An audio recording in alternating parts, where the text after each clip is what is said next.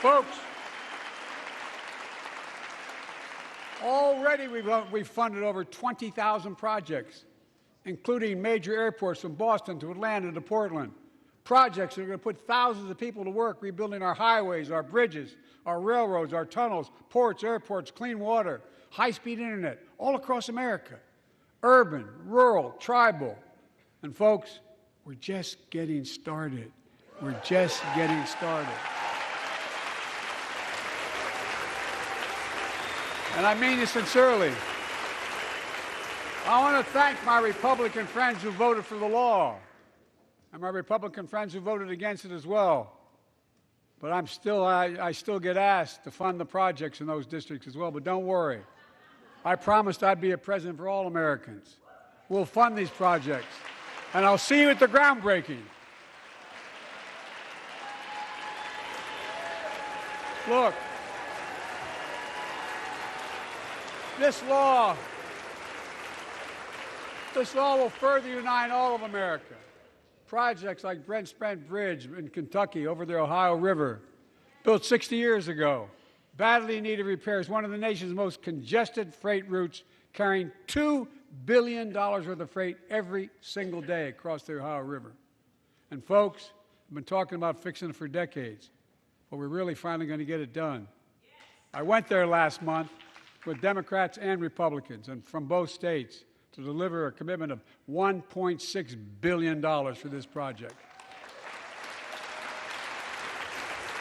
And while I was there, I met a young woman named Sarah, who's here tonight. I don't know where Sarah is. Is she up in the box? I don't know. Sarah, how are you? Well, Sarah, for 30 years,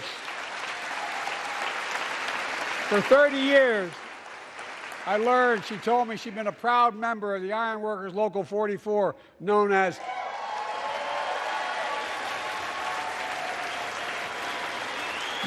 the Cowboys in the Sky. The folks who built Cincinnati's skyline. Sarah said she can't wait to be 10 stories above the Ohio River building that new bridge. God bless her. That's pride. And that's what we're also building. We're building back pride. Look, we're also replacing poisonous lead pipes that go into 10 million homes in America, 400,000 school and child care centers. So every child in America can drink the water instead of having permanent damage to their brain. Look, we're making sure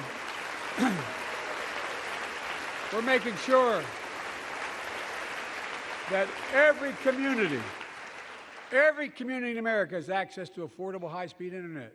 No parent should have to drive by McDonald's parking lot to help them do their homework online with their kids, which many thousands were doing across the country. And when we do these projects, and again I get criticized for this, but I make no excuses for it, we're going to buy American. We're going to buy American. Folks,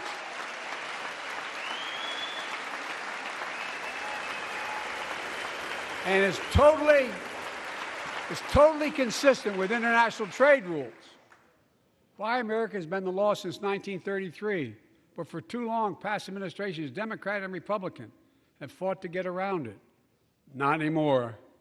Tonight, I'm announcing new standards that require all construction materials used in federal infrastructure projects to be made in America. Made in America. I mean it. Lumber, glass, drywall, fiber optic cable. And on my watch, American roads, bridges, and American highways are going to be made with American products as well. Folks, my economic plan is about investing in places and people that have been forgotten. So many of you listening to me tonight, I know you feel it. So many of you felt like you've just simply been forgotten. Amid the economic upheaval of the past 4 decades, too many people have been left behind and treated like they're invisible. Maybe that's you watching from home. Remember the jobs that went away. You remember them, don't you? The folks at home remember them. You wonder whether the path even exists anymore for your children to get ahead without having to move away. Well, that's why I get that.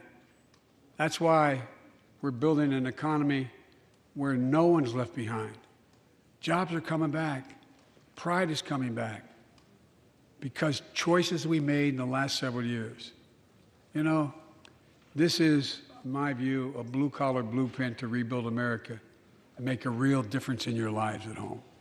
For example, too many of you lay in bed at night like my dad did, staring at the ceiling, wondering what in God's name happens if your spouse gets cancer, or your child gets deadly ill, or something happens to you.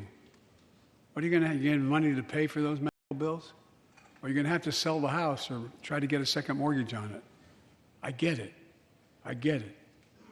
With the Inflation Reduction Act that I signed into law, we're taking on powerful interests to bring health care costs down so you can sleep better at night with more security.